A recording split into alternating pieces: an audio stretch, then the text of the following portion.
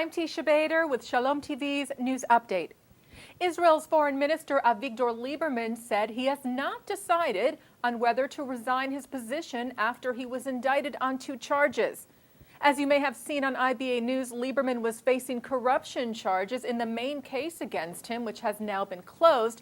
However, Attorney General Yehuda Weinstein announced Thursday that Lieberman would be indicted of 2 other lesser charges, namely fraud and breach of public trust, for receiving classified Justice Ministry documents related to his investigation of the former ambassador to Belarus, Ze'ev Ben-Aryeh. Several Israeli politicians in the center and left parties, namely Labor, Hatnu'ah, Meretz, and Yesh Atid, are calling on Lieberman to resign immediately. Lieberman said he was not obligated to resign, but that he would make a final decision on the matter after consulting with his lawyers. Meanwhile, Prime Minister Benjamin Netanyahu welcomed the main charges against Lieberman being dropped and said, "I believe in the legal system in Israel and respect it. The right it gives each citizen in Israel to defend himself applies to Minister Lieberman as well." Netanyahu wished Lieberman the best in proving his innocence on the other charges.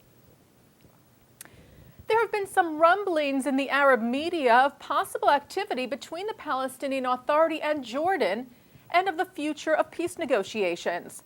The Jerusalem Post refers to a report from the London-based Al-Quds Al-Arabi paper that claims that PA President Abbas asked leaders in his party to prepare for the formation of a possible confederation between a Palestinian state and Jordan. Abbas spokesman Nabil Abu Radene said that the confederation idea would only be discussed after the establishment of an independent Palestinian state, reportedly within pre-1967 lines.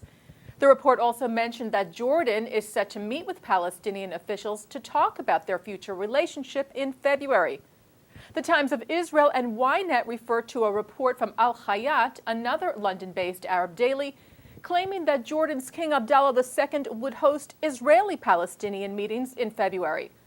Al Hayat said that Abdullah will try and bring the parties together for exploratory talks after the upcoming Israeli elections in January, based on the assumption that Netanyahu remains prime minister.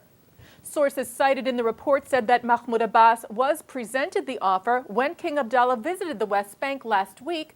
Abbas reportedly stressed to Abdullah that any negotiation with Israel must be based on Israel's recognition of a Palestinian state within the 67 borders and also must occur only when construction in the settlements is halted. The report also mentioned that the possible meeting would have the backing of the EU and the U.S. Times of Israel said Israeli government spokesman Mark Regev would not comment on the report and that a Palestinian government spokesman was not available for comment.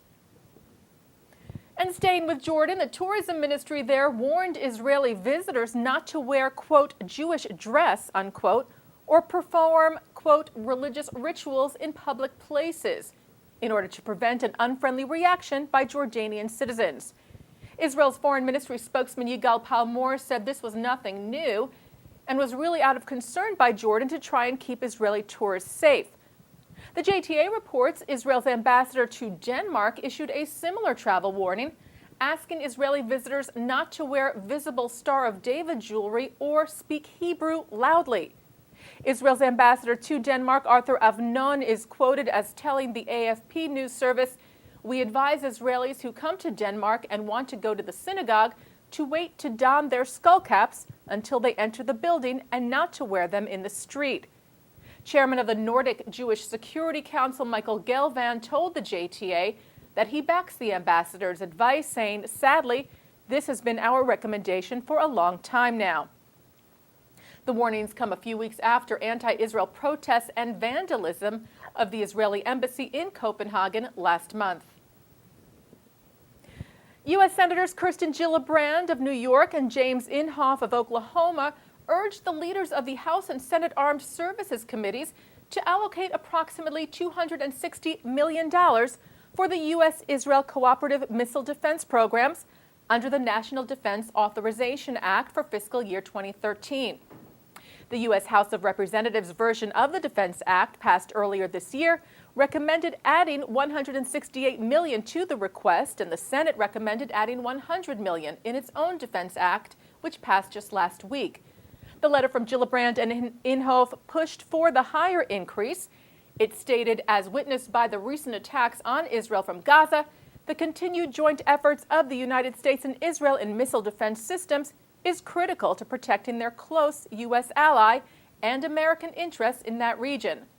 Further saying the technology yields results that both of our militaries will utilize in our respective defense systems. U.S. funding is fully matched by that of Israel. This is, in short, a win-win. The senator specifically mentioned the recent success of the Iron Dome as well as the recent testing of the new weapon defense system David Sling. And finally, Israel's ambassador to the United Nations, Ron Prosor, and World Jewish Congress President Ronald Lauder hosted 53 UN ambassadors at a Hanukkah reception earlier this week at the Neue Galerie in Manhattan. Among the attendees were the ambassadors of the U.S., Italy, Germany, Japan, Spain, and the Czech Republic, as well as the head of the delegation of the European Union and Israel's consul in New York, Ido Aharoni. And that's Shalom TV's news update. I'm Teisha Bader.